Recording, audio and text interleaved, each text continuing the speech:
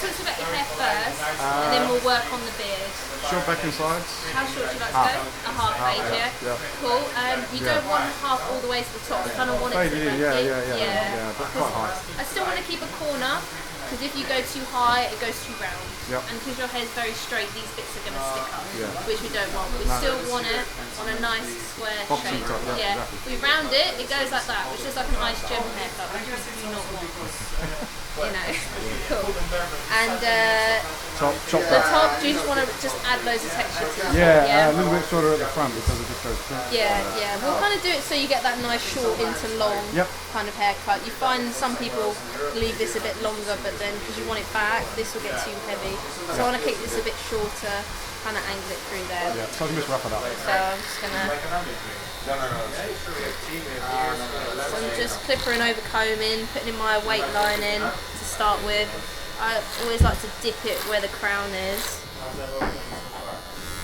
I'm also using the magic clippers and a really nice cutting comb,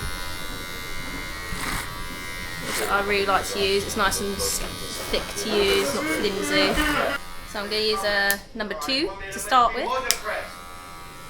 Still keeping it square. When I get towards the ear, I start to curve it rather than going straight up. So I'm going to use a number 1 but half, so 1.5 through there.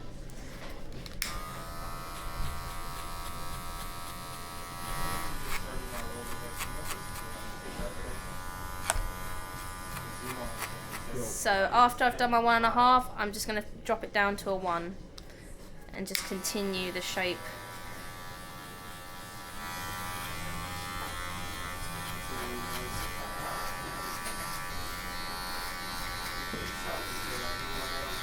I'm going to use my 0.5 guard, but I'm going to push it up just so it's like a tighter 1 guard through there. So just using the corner to start with. We don't want a super high and tight fade, we just want quite like a low fade.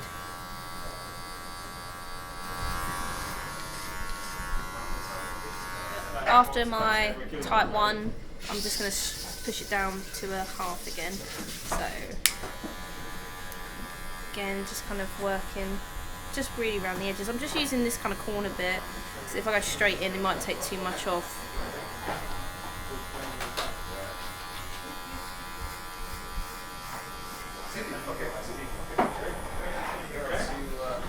So I'm going to use a bigger comb than the cutting comb, just to really just clean whatever's left off this weight line area. So I'm just really scissor over combing it.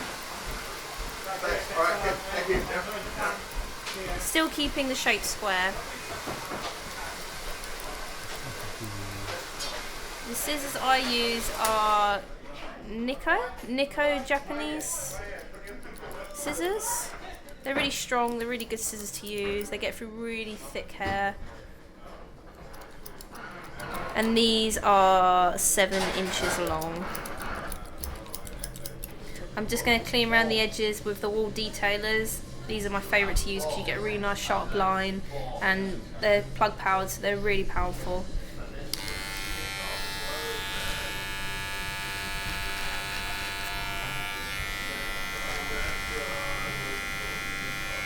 Any ear hair, you just want to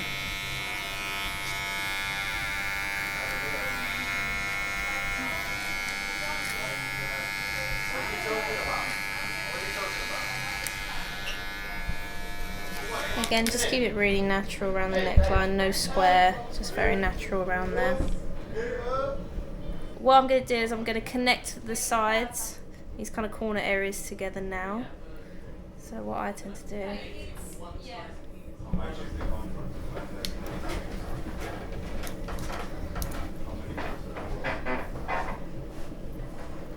so not much needs to come off, but it just takes that kind of heavy.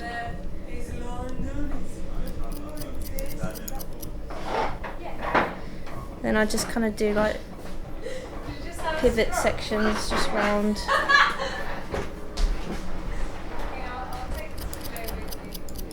So just going to cut the top. We're not going to take too much off. You can see. then when I get to the front, I'm just going to check it. I'm just going to...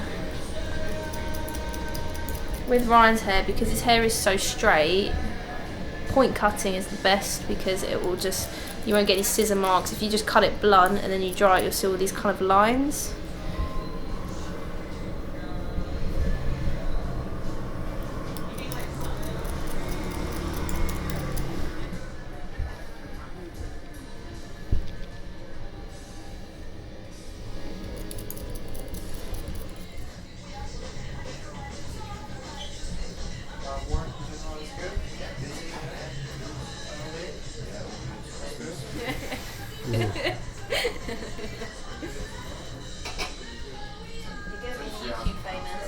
Yeah, for sure. They're always on YouTube.